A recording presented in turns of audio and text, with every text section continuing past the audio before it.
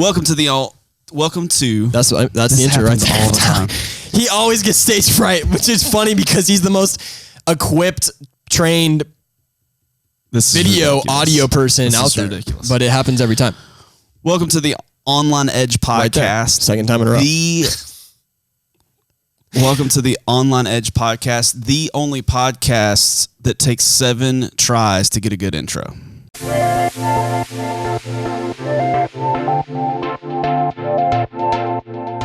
Today, we're going to talk about web design, we're going to talk about branding, and we're going to talk about how it directly relates and correlates with SEO. So this is something that typically people are not going to think that this has anything to do with one another. I would totally understand why, because one of them, it's like, hey, this is like SEO, that's coding and writing content and all that stuff, and branding, and that's colors and understanding brand promise and all that. Like, how do those two go together whatsoever? So Luke, how do those two go together? Man, it's so important. First thing, right? So talking about the website, keeping the brand,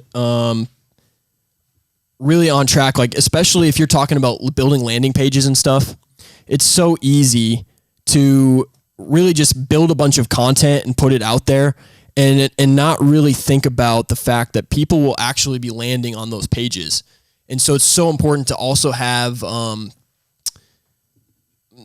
brand put together, make sure everything's tight, clean, professional. If it's a page that's just out there, I mean, everything should come back so that it looks like the same thing, uniformed across one of the things, every part of the site. One of the things I run into constantly on landing pages is they got all the technical side of stuff right. Yeah, but they missed everything else. And it looks like garbage. I don't know if I'm on the right page. I don't know if it's a spam page. Yeah. When I land on a page that doesn't look designed, I feel like I got tricked.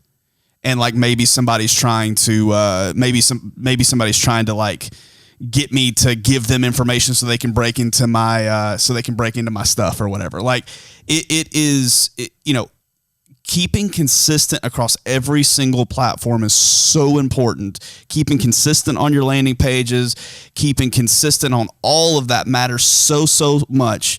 And when people aren't consistent in those things, it really starts to show immediately. That's correct. Yeah. And so it's saying, hey, I'm going to make sure that the font I use is the font I'm using in my branding. I'm going to make sure that the colors that I'm using are consistent with the rest of my website. We're not going to mail it in on the landing page. The landing page is one of the more important things. Like when somebody's clicking on it, that's the their page first that's typically introduction. Yeah, that's who they are. That's the first intro to the site itself, or the first introduction to the company. Exactly right. Is that landing page. So it's so important to hit the mark with that from every angle, because the first impression is the lasting impression. Right. And so, I mean, if you miss that, you're going to have a higher bounce rate, which is one of the reasons why, the bounce rate on some sites is over 50%. You know, industry average is somewhere between the 40 and 50% mark. We try to hit the 30s, but you see sometimes with some sites where it's up 60, 70, 80%, and it's because explain real quick what bounce rate is, just for somebody who doesn't know that. Yeah, so the bounce rate is basically someone landing on the site and then leaving. Like they don't do anything else. They don't take any other action. They hit the site and then basically immediately leave and go somewhere else. And so the bounce rate basically tells you what people are doing. Like if you have a lower bounce rate, it means people are landing on the site and they're interacting with it. Maybe they're going from the landing page back to the home page and then the services page and all of that kind of stuff. Where if you have a high bounce rate, it means basically people are landing on the site and then they're leaving, which is basically telling you that they can't find or didn't find the information that they're looking for. And the reason that's important to Google is because, again, they're in the customer service space, right? Right. So they want to be the biggest search platform out there. Right. And if they're putting stuff out on the first page of Google that isn't showing, or like, so say we're going to go back to Lawn Care McKinney, and you have a site that shows up on the first page, but it isn't really about Lawn Care McKinney. That's not helping the user find what they're looking for. And so Google's paying attention to the bounce rate of sites because, again, they want to make sure that people have the best customer experience when they're clicking on those sites that are basically on the first page. So that's why it's so important to pay attention to that. Make sure that your content is consistent with what people are going to be searching for and what you want to be found for, so that you're answering those questions so that people have a reason to interact with you and to stay longer and to read more and to basically interact with your site. So we're doing something a bit unique today in that we're recording like we normally do, but usually we record the week ahead of time and then things go out. But we also have a live happening at the exact same time. So anybody who's jumped on this live is able to see some behind the scenes of how we do what we do and what we're doing and even deciding on topics. And so one of the things that we asked before we actually started recording was for people on the live to, hey, if you have comments, if you have questions, we'd love to see them.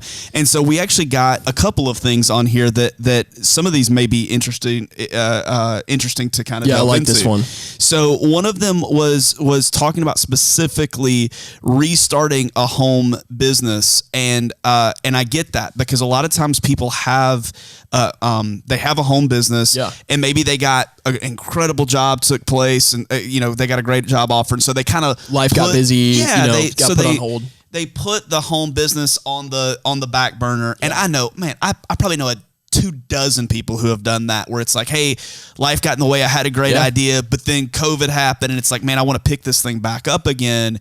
And so there's a couple things that from a digital marketing perspective that we can talk about when it comes to kind of jump starting a side hustle. I like this. This is actually a really good thing, because I had somebody come to me the other day and they were like, hey, Luke, I need to build a site. This is an idea that I've got coming up. I need to start building, a Facebook page and all that stuff.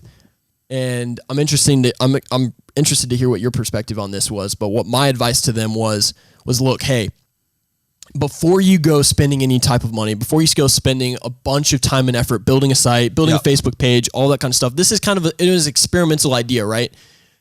Go see if there's a market for that. That's okay. There you go. Right? Very good. Before you go spend, because what you want to avoid is going and doing a bunch of pre-effort and then finding out that there's no market, right? Or the market doesn't support what you need to live off of, exactly right, or for you to make it beneficial for you to go do, right? Like if you decided, like, I'm gonna go start I don't know what kind of a business it would be, whatever it is, X. And maybe there's a market for it, but it only is, at the end of the day, is only going to pay you like $7 an hour. Well, why would you go mess with that? So you're trying to be careful, because you don't want to pick on specific businesses, right? Because I don't know what the answer to that is. But so I'll use an example, and I might actually be wrong about this. So every conversation that I have with a client where we're discussing strategy and something that we can test. In fact, you walked in on a conversation I was having with a client where I said, hey, I'm not right and you're not right. The market's going to decide this. So here's my predictions based off of that. And I've got some history here to make those predictions. But at the end of the day, the market's going to decide. So you can do some research to find out, like, for instance, I mean, I don't know who owns it. I'm sure they're an amazing person, but there's a knitting store like 2 blocks down from here. That's what I'm talking about. Is it a hobby or is it a business? Really, is what it comes down to. And by the way, so I'm saying that like if somebody came to me and said, hey, I think a knitting store, that's a passion of mine, I'm going to do that. If somebody came to me, I would ask the question, like, I don't think there's a market for that, but I'm also not in that market. 100%. So I don't know for sure. And really, I mean, it surprises us all the time when this is one of the reasons why I love this business, and probably the same thing for you, is that we get to see so many different industries that are killing it, and we would have never have guessed that industry was like one of our biggest clients. We got introduced to the industry because they called us, and I would have had no idea it existed, and I wouldn't have had any idea it would have worked, and it's a national phenomenon. Yeah. And so it's at the end of the day, the market is going to decide if your business rises or falls. And so you need to find some areas that it's like, hey, let's find some key indicators before I put a lot of money into a market. That's it. And what I was going to say is find the people that know your potential clientele and go to them and just get the introduction. Like, look, at the end of the day, when you're starting, if we're going back to the original question about where to start from kind of scratch or rebuild something or something like that, like, do it without, like, unless you have a big budget and you know that it's going to work, go back to the basics. Like just find out who has your clients. So in the lawn care space, if you have no money and you're trying to build this thing organically, who are the people that know your clientele? Realtors, remodeling companies, anybody that's already servicing that customer, go to them and build relationships with them so that you say, hey, look, when you have a client that comes up and says, hey, I need somebody to mow my lawn, I want to be your go-to guy. How do I build this relationship with you where I'm the recommendation when that person asks the question? So now you've already saved yourself all the time and money between going and building a site, all of that stuff. We're a marketing company. Obviously that stuff's important. That is not the first thing you need to do when you're starting out from scratch. Unless you have the money. Like if we've had this interview already. I've already been in this place where I've been the one saying, like, if there was one thing I could go back and do from day one is build a website, get the SEO going, be the number one dominator online, because I know how quickly it'll build you. But that is not the first thing you need to do if you're starting out with no income and you're trying to build this thing, trying to support yourself day one, all of that stuff. Like you can do that by building relationships first, building up a little bit of a clientele that's paying you regularly. That's why I love service businesses that are reoccurring revenue and it's not a one-off deal. Right. You win one client and they're your client until something happens or they move or whatever. Like whenever you can find a business or a service that is repetitive, that is paying you every week, every month, whatever, those are the businesses that are great because you have to make the sale one time and you're servicing that one client. You don't have to keep going and finding 80 million clients because you serviced them and now you're like, oh shoot, I just did that landscape project and now I need another project. The other thing, and I gotta plug my computer in. And Gary Vaynerchuk makes this argument all the time. You know, if I had a Smurf store, if that's my passion, that's his example. If I have a Smurf store and that's just my passion is Smurfs, I'm not going to be able to do a brick and mortar Smurf store effectively anywhere. But I can do an online or a digital store, and now all of a sudden I have access to every Smurf fan in America. I'm only using that example because that's Gary Vaynerchuk's example. There's many, many other examples that we could pull from at this point, talking about whatever we wanted to talk about. So, but the whole point of this thing is that if your market is super hyper niche and you're not in one of the biggest cities in the United States, then you're not going to be able to just kind of free flow and go storefront with everything. You're going to have to go digital with it specifically and only. And so you got a couple of different opportunities there. You get to decide, is this something that is only going to be able to live and survive in the digital space? If the answer is yes to that, no problem. But you know that. I think a lot of people are stuck with storefronts right now, and it may have never should have been a storefront to begin with, or it's very clear the market's kind of moved past that and it's not a storefront anymore. It's not a storefront industry anymore. And so those are questions that you got to ask yourself, be honest with yourself. And I have a trusted group of friends before I jump into any kind of endeavor that I'm bouncing those ideas off of. I'm listening to negative feedback. If something comes along and it's like, dude, you know, I've seen 6 of those shut down in the past 6 months. Sure. Then all of a sudden I'm like, oh, hang on a second, I need to pump the brakes here. And so it's finding trusted advisors that can say, hey, there's a market for this, or hey, you might want to rethink this one. And you can always push against that, but you better be dang sure. Yeah, that's a great point. And kind of playing off of, because this is the part of the question, like part-time ideas, you know, general idea stuff along the lines of that. Look, so what are businesses? Businesses are out there to solve a problem, right? Like that's basically what it is at the end of the day. That's really good. Why we're all here. We're out here to help with the marketing part of a business. Like we're here to help people solve their problems with marketing. That's our business. And so every business, same thing with lawn care. What are you out there to do? You're helping people get more time in the day, to spend more time with their family, to not be in the heat, to have a professional, high quality looking lawn. It's it's everything along the lines of that. So every time you're looking at thinking about like, okay, I want to start a business, but I don't know what it is. What is the problem or thing you're going to solve in the market? Really that's good. Already, and I would say, don't go look at starting your own thing, right? Like what is the thing, that one thing that nobody else is fixing? Like that's great, but there's typically a lot of, and there's, you know, it's better to come along and say, hey, what already exists? There's already a market for it, and how do I improve it? Right? Like, same thing with lawn care. Like, I keep going back to this because this is really the business that I know. Same thing with marketing.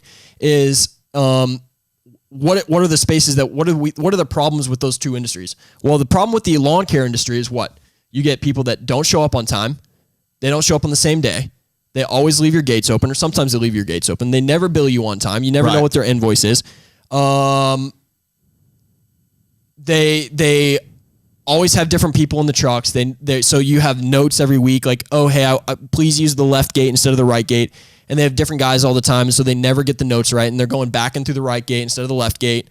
Whatever that is, right? Like whatever those problems are, like you can ask people and get that information, right? Like if you go to somebody and say, what are the biggest problems that you have right now and that you're already paying for, whatever the service is, right? Pool cleaning, literally whatever it is. Like we're using lawn care, right? Whatever that space is. Like what are you already dry cleaning? Literally anything. It could be literally anything. There's a dry cleaning company that is like a pickup dry cleaning service. So they realize that like there are people out there that are so busy that they don't have enough time to take their dry cleaning in, and they don't want to have to hassle with it. Right. So they have an app. You schedule with the app. They give you this bag. Yeah. You put your laundry in the bag and you set it on your front porch, and they will come and pick it up, dry clean it, and then schedule a time to bring it back to you. Right. It's flawless, like seamless, like just get it done. And it's like somehow they figured out how to do it for almost the same cost of normal dry cleaning. Wow. When I heard about that, I was like, oh my gosh, like this is solving a problem. Like apparently there's enough people out there that there's a market for this. They're also a regular dry cleaning company, but it's another thing that they've added on. Like that's paying attention to the market and what is the market asking for, and then you delivering on that. So yeah, it's being willing to go the extra mile. It's being willing to find the issue and saying, I can solve this. It's a lot of times the way that people make business decisions is like, hey, this industry is hot right now. Yes. And you just become... Storm just blew in, now I'm a roofer. Right. You just become and one more in the market. Well, then there's a lot of money in this market right now. It's like, okay, I understand that. But they are the people who are pioneering that market are going to be serving at a higher level than it just being kind of your afterthought. That's so true. So if you can find something that you're like, man, I can take what is typical in the market and I can make it better. I can make it 5% better, 10% better. 5 or 10% is all you need for a successful business. So true. We never there's people probably going to watch this that were my clients. Like they know in the lawn care space that we didn't have it all figured out. Like we did have mistakes, but there are people to this day that call me and say, "Hey, Luke, like, man, we miss you," because there's just not a lot of people that have come in and picked up that space. And I mean, look, like, you don't have to be perfect. You're a human. It's run by humans. We're all going to make mistakes. There's always going to be stuff to do. As long as you stand behind your work and you're committed to giving a high quality product, like that's what's going to help you. And as long as that's what you're behind, like you're going to do it. You just got to find the right platform to get into. Let's talk through a couple of specifics when it comes to if you're looking to start something on the side. What's the first 5 things that you have to consider? We've already talked about a couple of them. Yep. So cover a couple of them that we've talked about, and then I'll add just bam, bam, and then I'll add a couple. Are you talking more about businesses that people could just like start up tomorrow and just get into and start running? Just when if you're starting up a business and you can start serving your customers like today. Okay, what's the step-by-step process to start something and get it rolling? What's the thought process of I need an actual business here. I need to look like this is a business. Okay, that's a good point. Okay, so one of the things you talked about immediately was you had wished that you had kind of gone the website side of things first. Yeah, because it makes you more professional. It makes you look like a business. Couple of the top things that I would do right away: customer service. Okay, you can't look like you're a fly-by-night. So so then what that looks like is setting a standard for what customer service is going to be. Getting if you don't have a brand, you don't need to go get it. Again, I'm going back to, I wish somebody would have told me, and actually I'm kind of living by my own standards. Like when I started the lawn care business, it was literally when I was in high school. And if everybody had the same mindset, it would save you so much time, right? Like this proved that it worked for me. I was in high school. I was 15. I had no pre-thought about building a long-term, long-lasting business, right? Like I just needed to make some money to pay for my car, and that was it. So I didn't get stuck in the building a logo, building a name. Let me say this. All of that stuff. Let me tackle that real quick. You might go on the opposite side of this, but what? Just to finish my thought process. Yeah, go for it. If you're starting from scratch, like if this is really what this is about, and starting from nothing, literally zero, yeah. Just like you need to just start. Like, so we're gonna agree on this. I'm gonna say something slightly different. Sometimes we don't. I guarantee you we're gonna agree on this. But we do, I guess, in this side. I guarantee you. Let's see what you got. So again, I would go back to that 5 to 10 to 15% better than the competition. Yeah. So if you're starting a restaurant and you're like, hey, it's opening in 2 months, you got to be 5 to 10 to 15% better than the competition and everything that it's going to be. Yeah. So it's like, so you want to make sure that the branding is there and those, because everybody else is going to be branded. If you're starting in the lawn care space and you're going door to door and you're meeting these people and you're having conversations with them, then the barrier of entry on the branding side of things is much lower than it would be if you're a 45-year-old guy who's been doing this for 20 years. It probably better look a little bit higher level otherwise. Well, but you hear of like, and this isn't something I can really speak into because I don't have a lot of industry knowledge, but I'm sure to really sell commercial food, like you have to go get a license and be able to sell whatever, blah, blah, blah. But, I've heard of people that have just like, they have a smoker and the next thing you know, they're cooking brisket and they're the best brisket people out there. And and people just know them because they have the best brisket. But it's just Joe. Joe gets on the corner on Saturday morning and starts cooking brisket. But is Joe's brisket 5 to 10 to 15% better than the barbecue restaurant down the street? Yeah. Then you win in that category.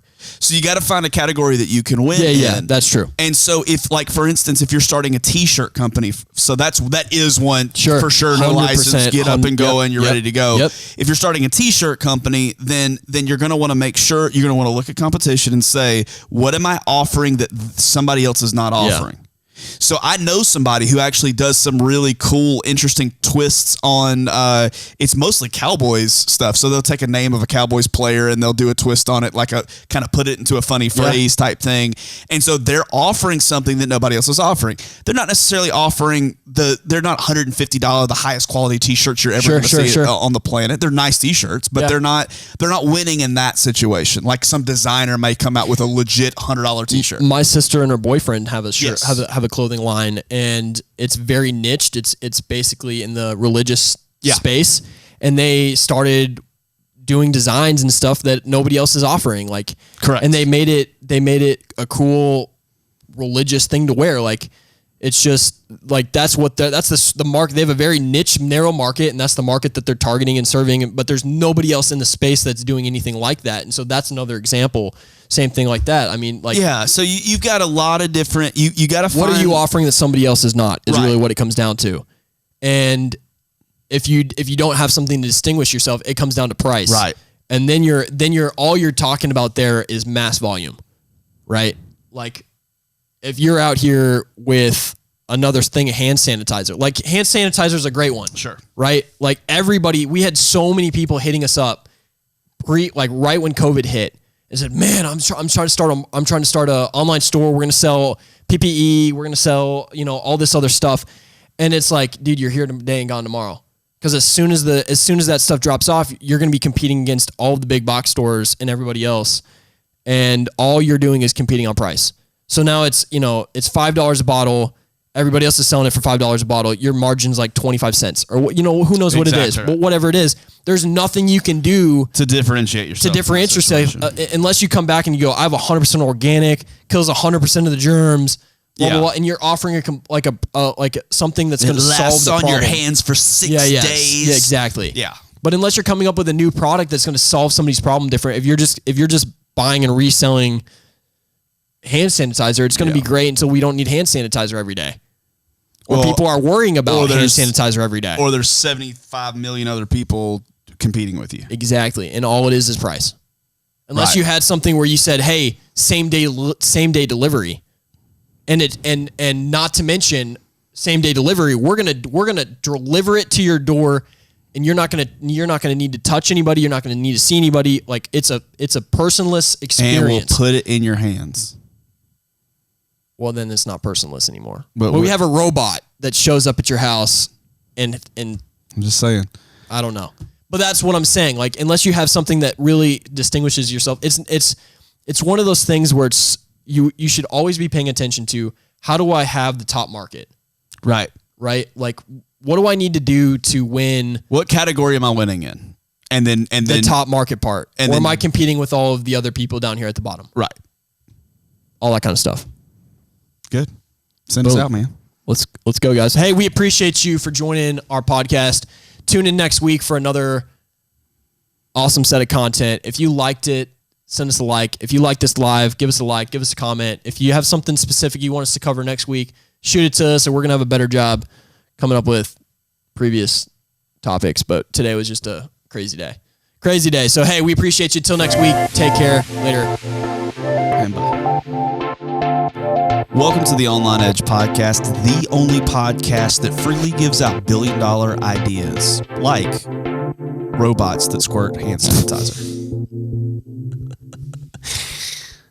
Oh, God. That was so good.